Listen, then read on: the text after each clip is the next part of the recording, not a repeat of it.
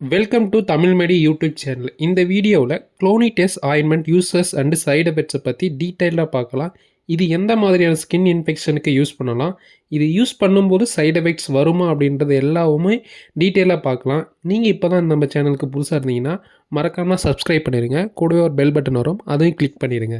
இதனை யூஸ் பண்ணுறதுக்கு முன்னாடி ஒரு சில விஷயம்லாம் தெரிஞ்சுக்க வேண்டியது இருக்குது, அதெல்லாம் நான் சொல்கிறேன்.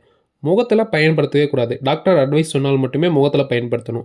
ஏன்னா இதில் இருக்கக்கூடிய ஸ்டீராய்டு மருந்து உங்கள் முகத்தில் சிவியர் சைடு எஃபெக்ட்ஸ் வர்றதுக்கான வாய்ப்புகள் அதிகமாக இருக்குது. அதனால் டாக்டர் சொன்னால் மட்டுமே நீங்கள் உங்கள் ஃபேஸில் யூஸ் பண்ணணும்.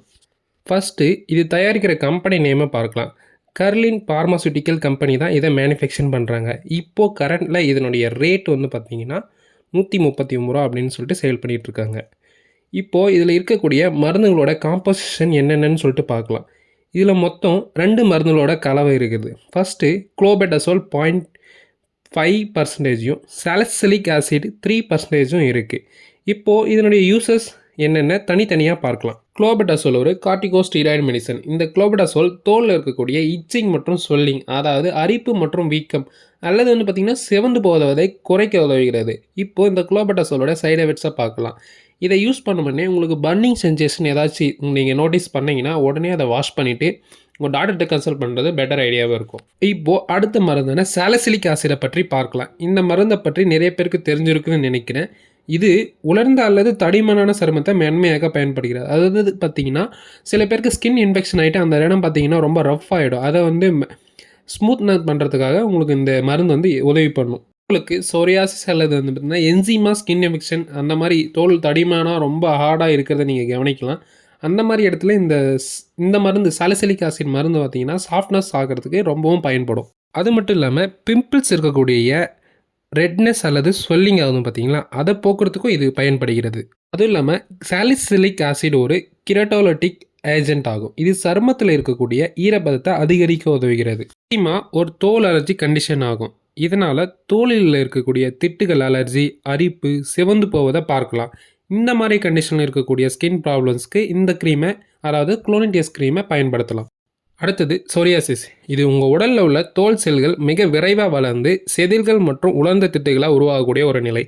இது உங்கள் உடம்புல எங்கே வேணாலும் வரலாம். பெரும்பாலும் முழங்கான்கள் மற்றும் கீழ் முதுகு பகுதிகளில் வரும். இந்த Clonit S க்ரீமு அந்த செதில் திட்டுகளில் இருக்கக்கூடிய அரிப்பு ஆகியவற்றை குறைக்கிறது. இந்த க்ரீமை முழுசாக செயல்பட பல மாதங்கள் ஆகலாம். நீங்கள் இதை பயன்படுத்தும் போது மது அருந்துவதை வந்து தவிர்க்கணும். அதுவும் மட்டும் இல்லாமல் உங்கள் உடம்பை வந்து டீஹைட்ரேட் ஆகாமல் ஹைட்ரேட்டடாக வச்ச பழகிக்கோங்க. அப்போ தான் நீங்கள் எடுக்கக்கூடிய ட்ரீட்மெண்ட் சீக்கிரமாக வேலை செய்யும். இப்போது இதனுடைய பக்க விளைவுகளை பார்க்கலாம். நான் முன்னாடி சொன்ன மாதிரியே இந்த க்ரீம் பயன்படுத்தும் போது உங்களுக்கு பர்னிங் சென்சேஷனோ அல்லது சிவந்து போதல், ஸ்கின் இரிட்டேஷன், ஸ்வெல்லிங் அந்த மாதிரி ரேஷஸ் ப்ராப்ளம் ஏதாச்சும் வந்தது நீங்கள் நோட்டீஸ் பண்ணிங்கன்னா உடனே அதை வாஷ் பண்ணிவிட்டு நல்ல ஒரு ஸ்கின் டாக்டராக போய் பாருங்கள். ஸோ இதெல்லாம் வந்து பார்த்திங்கன்னா அதனுடைய சைடு எஃபெக்ட்ஸ். ஸ்கின் இரிட்டேஷன் வர்றதும், உங்களுக்கு பர்னிங் சென்சேஷன் வர்றதும், சிவந்து போகிறது உங்களுக்கு அதனுடைய சைடு எஃபெக்ட்ஸை காட்டும். ஸோ உடனே நீங்கள் அதை வந்து வாஷ் பண்ணிவிட்டு டாக்டர்கிட்ட போயிட்டு கன்சல்ட் பண்ணுறது ஒரு நல்ல யோசனையாக இருக்கும்.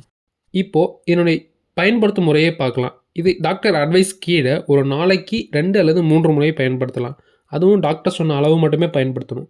நீங்கள் எக்ஸஸாக போட்டிங்கன்னா உங்களுக்கு தான் எக்ஸஸாக சைடு எஃபெக்ட்ஸ் வரும். இதை பயன்படுத்தினதுக்கு அப்புறமா மாய்ஸ்சரைசர் யூஸ் பண்ணுறது ரொம்பவும் நல்லது. நீங்கள் முடிஞ்ச அளவுக்கு மாய்ஸ்சரைசர் யூஸ் பண்ண பழகிக்கோங்க. இதனை யூஸ் பண்ணியும் உங்களுக்கு ரிசல்ட் கிடைக்கலன்னா நல்ல ஸ்கின் டாக்டரை போய் கன்சல்ட் பண்ணுங்கள். அமௌண்ட் போனாலும் பரவாயில்ல, ஸ்கின் டாக்டரை மட்டும் பாருங்கள். இப்போது இந்த க்ரீமோட யூசஸ் சைடு எஃபெக்ட்ஸ் வந்து எப்படி யூஸ் பண்ணணும்னு சொல்லிட்டு உங்களுக்கு ஓரளவுக்கு தெரிஞ்சிருக்குன்னு நினைக்கிறேன். மறுபடியும் வேறு ஏதாச்சும் க்ரீமை பற்றின எதனா டீட்டெயில் உங்களுக்கு தேவைன்னா கீழே கமெண்ட் பாக்ஸில் கமெண்ட் பண்ணுங்கள். இந்த வீடியோ பிடிச்சிருந்தால் மறக்காமல் லைக் அண்ட் சப்ஸ்கிரைப் பண்ணிடுங்க. மேலும் இந்த மாதிரி வீடியோஸ் ஸ்கின் அலர்ஜி அல்லது ஆயின்மெண்ட்டோட வீடியோ இல்லை டேப்லெட்டோட யூசஸ் அப்படின்னு சொல்லிட்டு தெரிஞ்சுக்கணும் நம்ம சேனலை மறக்காமல் சப்ஸ்கிரைப் பண்ணிவிட்டு போயிடுங்க.